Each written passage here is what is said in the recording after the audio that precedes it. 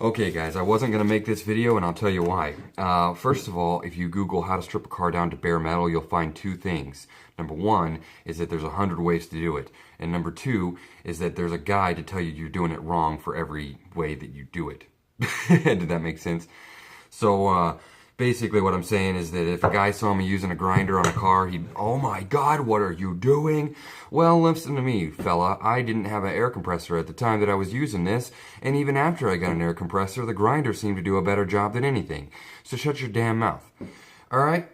So here's the next thing.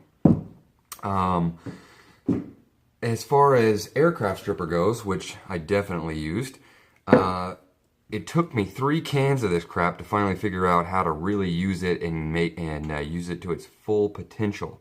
So I'm going to explain that to you. First of all, you got to get yourself a little paintbrush. Now this one's one of these. It's got some fine bristles on it, and you don't want to really use that. Get one of those cheapy Harbor Freight coarse ones. So what you're going to do is you're going to lather that stuff on there.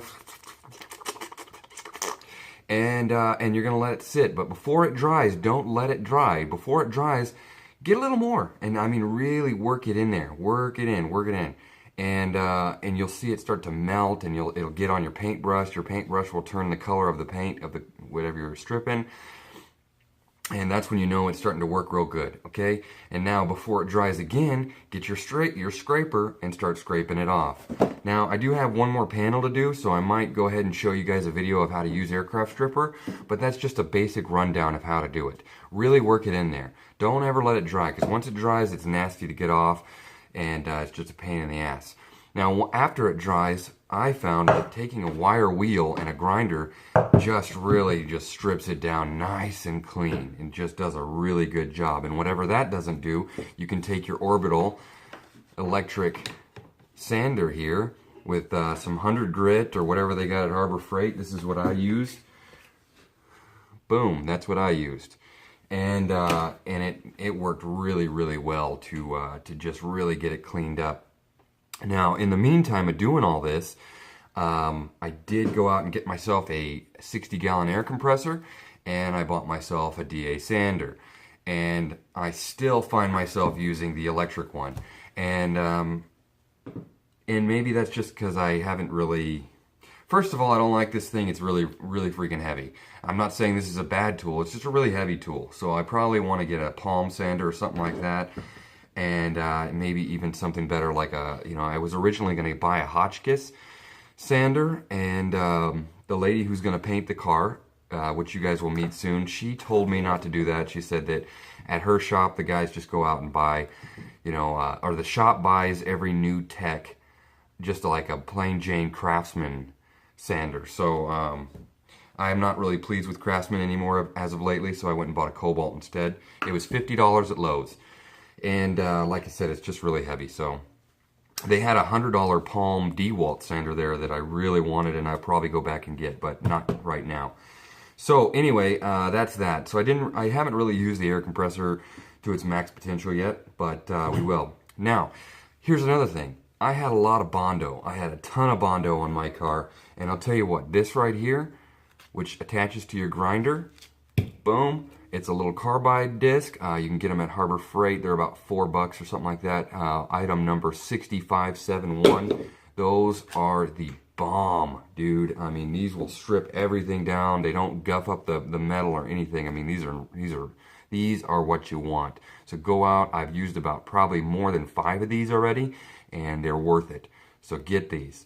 And then I have some flat discs here. I didn't use them a whole lot. They get guffed up real good and real quick with the paint, and they're also really, really aggressive. So if you see them stripping, getting down to metal, back the hell off and go to a different spot. Just use them for something that's I don't know. I almost wouldn't even recommend them, but I did use them occasionally, so that's why they're in the video. I used the wire wheels like a mofo, so get your wire wheels, guys. Unless you're if you're a DIY guy like me, you're obviously coming to my channel. You saw the, you got on YouTube and you searched how to strip a car down to bare metal, and here you are. So You're just like me, and this is how I did it, guys. So there you go.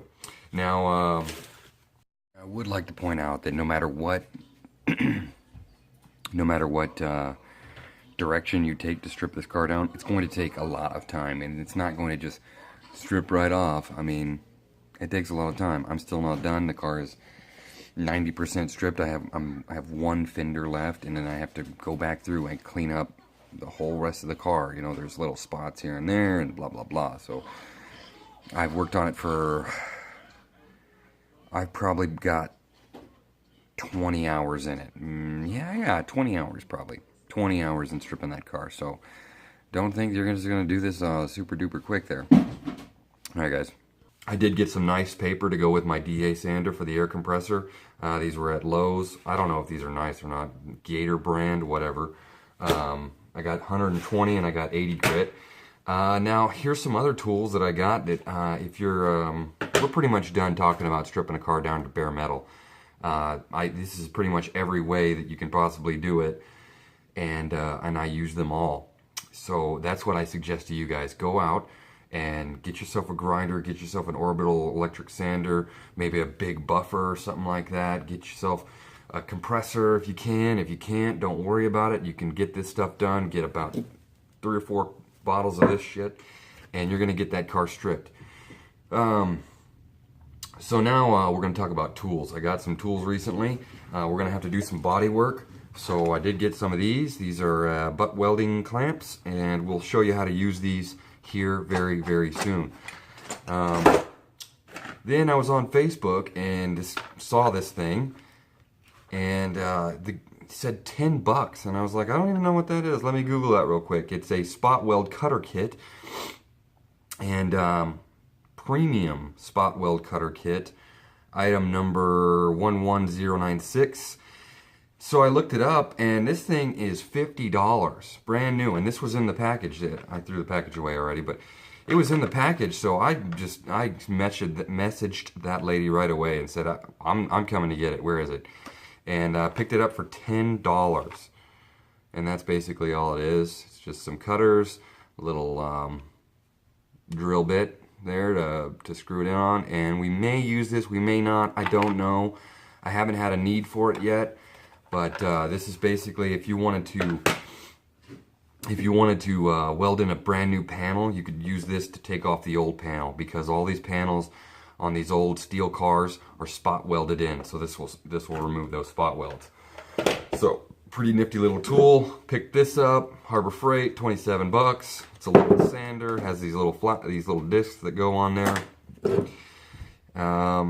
What else? Oh, I have a friend who's got a Skylark, and I'm wearing gloves because it's freaking cold out here. So, in case you were wondering, I have a friend who's got a Skylark, and he built a motor for it, a 455. It's really badass, and he printed me out the assembly manual for my car. So that's really cool. I have to put that in a binder. I haven't done it yet, and that was just really nice of him. I haven't filmed him yet. I've met him a couple times. He actually, I met him through YouTube.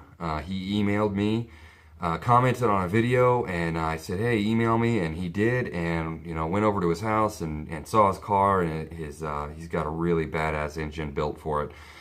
So I may be helping him with that here soon. I don't know. We'll see. But anyway, cool dude, cool family, and you guys will be meeting him. So I'm sure. I don't know. Okay, anyway, while I was at Lowe's buying the sander, I did pick up a couple ratchets. I can't really go anywhere that sells ratchets without buying a ratchet. So there's the low profile Cobalt 1/2 inch. I really like this one. It matches my my Craftsman Low Pro, and I'll show you that one real quick, which you've seen before, but there they are together, the Craftsman, the Cobalt. You can see the Cobalt has a nice little bend in the handle, and I thought that was pretty cool, so I picked that up. And then I have these. This is a Craftsman. This is usually my go-to 3/8. I think it's a really well built ratchet. It's not one of those crazy 100-tooth ratchets, but it's just really nice ratchet, and it's always works in a pinch. It's actually a really low profile, and works great. Well, I saw the cobalt version, which is way thicker, which I don't like, and has these weird, you know, it's just a heavy ratchet. I don't like heavy ratchets. But I just thought, oh, well, I got one and they match, and I was buying the other one to match the other one. So I picked this one up too. And I have used it, and it seems really heavy duty, but it probably won't be a favorite just because of the size and weight. And yeah. Then I don't know if you guys ever saw it, but I did buy a long 1/4 inch ratchet, a nice one. It's the Gear Wrench 84 tooth XL. These are really nice. This is the 120 XP 3/8, and it is a bad mofo. I really love this ratchet, and I really love this ratchet. So I never used 1/4 inch until I bought this ratchet. So pretty awesome. All right, guys, I've been talking for 10 minutes, so let's get to it. Let's see the car. Oh, I also did buy. This is a fender washer, shim, and nut and bolt kit. It has all the factory correct bolts, washers, and shims to put the entire front end sheet metal kit on. It was an eBay kit. It was like 40 bucks. So I bought that. And we'll get into that, of course. But anyway, that's that. Here, let's take a look at the car and the compressor. And, oh, also bought a welder. Got me a little used Lincoln unit from a local guy here in town that restores cars. And he was a pretty cool dude. His name was Joe. So hold on here. Let me get showing you the rest of this crap. Alright guys, so this is the SP125. There is an SP100. This is the 125. And this is a gas unit. And got a regulator for it. And everything was there. He was actually using it when I got there to show me that it did work, and I was very impressed. It's dirty because he has his own shop, and this is actually paint that's on here. He was painting a car, and yeah, so, but it worked great, and I was very impressed, and I took it. And he was a super nice guy, and he gave me a lot of pointers on welding sheet metal and stuff like that. And you can see I got all my badass ratchets here. And I got all my air tools out. I got some new impacts and stuff like that I'm going to get to using here soon, but I haven't yet. And these were the tools that I was showing earlier in the video. So there you go. And my company man mug. Alright guys, so yeah, got the 5.3 on the stand there. It's going to wait for another day. And here's the compressor. It's a 60-gallon Campbell Hausfield 7 horsepower engine. Blah, blah, blah, blah, blah. Pretty basic. I haven't really got it set up yet. You can see I'm just running it straight right now. I don't even have any kind of regulators or dryers on there yet. And here's the car. Obviously, you can see that I have had the fenders off, and they're just kind of hanging there right now. But they're stripped down. They're looking pretty good. So I got I got more work to do. You can see there's a few spots and stuff that I gotta get worked out of there. Got the frame cleaned up really nice. It looks dirty because I've been stripping the car, and that's just dust, but it looks really shiny when it's all clean. I got the firewall all cleaned up, stripped off, ready for paint. Roof done. Still needs, obviously I still got to buff off the rest of this just the little spots and stuff. You can see just the mess that shit makes, that stripper. There's the hood. Getting there. Got quite a bit more work to do on it, but I was borrowing some sawhorses from my father-in-law, and he needed them back. So guys, I did find a lot of body damage. First of all, let's look at this. I'm gonna have to make a pretty intricate piece to fit in there, and it's pretty rusted out all in the window channel. Not everywhere, but in a few spots you can see that there's a hole right over there in the top corner. And there's a couple other pinholes and stuff that I'm going to need to kind of repair. And I'm actually not that worried about it. I've seen quite a few videos, and I'm going to buy a tool or borrow a tool. And I'm actually a little bit excited about it. So don't worry. We'll get that done. This is the worst of it here, though. So those are spot welds or whatever. And it's really bad. You can't see how bad it is in the video, but I think we're gonna be okay. It's just gonna be a lot of Bondo. So got a little dent there in the door, or a big one rather, and then a patch right here in the door. So this is the worst of it. The other side looks fairly okay. Okay enough that I think it's gonna be okay. Anyway, guys, I've been talking for quite a long time, and you're probably sick of it. So, and my phone's about to die, so I better plug this back in. So there's the end of the video, guys. I finally got an update on what's kind of going on.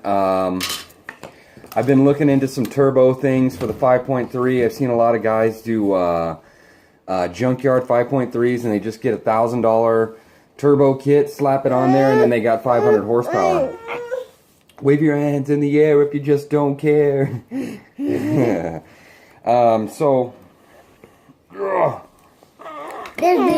isn't it crazy? Isn't it crazy how one doesn't have any hair? Okay, so anyway, guys, that's the end of the video. Just realize that you don't need anything special. You don't need a 2-stage air compressor to get this car stripped down. I still have a lot of work left to do. I need to clean up those window channels, both front and back. I did get all the dash removed, and I also got the instrument cluster out. So, waiting on a couple other parts, and we'll get started welding. So, so we got to get a bottle filled and with some argon CO2 mix, the 75-25 mix. And guys, we're going to get started. So thanks a lot for watching. Like, comment, subscribe. Hey, hit up my Instagram channel, Montana Low Gear on Instagram, and get updates, more current updates on what's kind of going on. Girls, say goodbye. Bye. This is Emerson. Make sure you get stickers. Ooh, this is Brecken. Yeah, hey guys, if you guys want a sticker, email me, and I'll send you one. I don't care. I got a bunch of them, and I'll tell you what, if, you know, I'll send out 10 of them. If I get 10 emails, I'll send out stickers for anybody who sends me their address. And, yeah, so, woo! Say goodbye, Kyson. Bye. We're going to get air today. We're going to go to a trampoline park. It's called Get Air here in Billings. So, we're going to get to it. All right, guys. Peace out. Deuces. I'm too old for that.